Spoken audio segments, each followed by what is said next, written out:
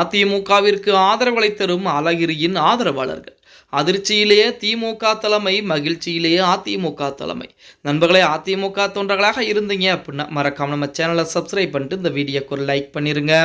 இந்திய அண்ணா திராவிட முன்னேற்ற கழகத்திலே சமீபத்திலே அழகிரியின், அதாவது அழகிரியுடைய வலது கை இடது கையாக செயல்பட்டவர்கள் கூட அதிமுகவுடைய பொதுச்செயலர் எடப்பாடி பழனிசாமி தன்னை கழகத்திலே அதிமுகவிலே இணைத்துக் கொண்டார்கள் அப்படிங்கிற செய்திகளை நம்ம அனைவருக்கும் தெரிஞ்சிருக்கு. அதே போலத்தான் மதுரையை பொறுத்த வரைக்கும், அதாவது அழகிரியுடைய கட்டுப்பாடு என்பது மிகப்பெரிய அளவிலே ஒரு காலத்திலே இருந்தது.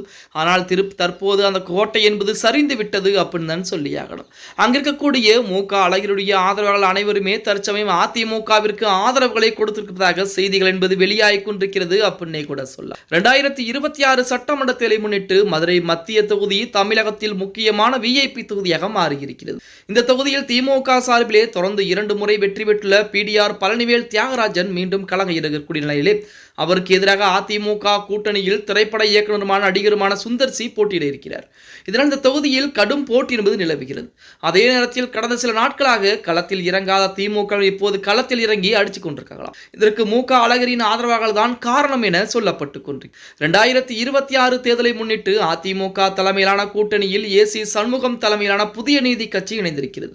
அந்த கட்சிக்கு 2 தொகுதிகள் ஒதுக்கப்பட்டுள்ளதாக தகவல் என்பது வெளியாகி இருந்தது. அதில் ஒரு தொகுதி மதுரை மத்திய தொகுதி தேர்வு செய்யப்பட்டது. அரசியல் வட்டாரங்களிலே இது மிகப்பெரிய கவனம் இருக்கக்கூடிய ஒரு தொகுதியாக இருந்து கொண்டிருக்கிறது.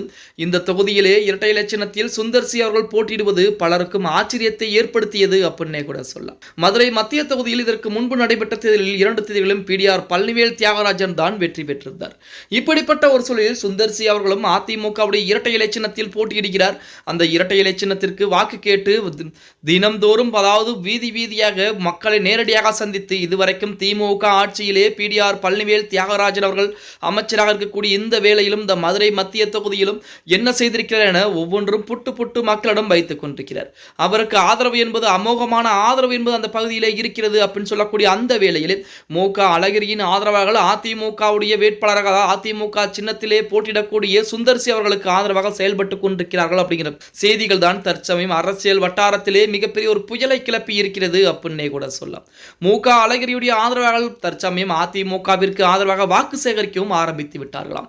இந்த முறை திமுகவை வீழ்த்த வேண்டும், அதாவது திமுகவை வீழ்த்தியாக வேண்டும், பிடிஆர் பழனிவேல் தியாகராஜனை வெளியேற்றி அந்த இடத்திலே அதிமுகவுடைய இரட்டை இலை சின்னத்தில் போட்டியிடக்கூடிய சுந்தர் சியை கண்டிப்பாக வெற்றி பெற வைக்க வேண்டும் என சமீபத்தில் அதிமுகவில் இணைந்த நமது அழகிரியுடைய ஆதரவாளர்களும் சரி, அதே போல இப்ப இருக்கக்கூடிய ஆதரவாளர்களும் சரி, அதிமுகவிற்கு வாக்கு சேகரிக்கக்கூடிய வேளையில் இறங்கி இருப்பது அழகிரிக்கும் திமுக தலைமை ஸ்டாலினுக்கும் மிகப்பெரிய கடும் அதிர்வுகளை ஏற்படுத்தி இருப்பதாக செய்திகள் என்பது இணையதளங்களிலே உலா வந்து கொண்டிருக்கிறது.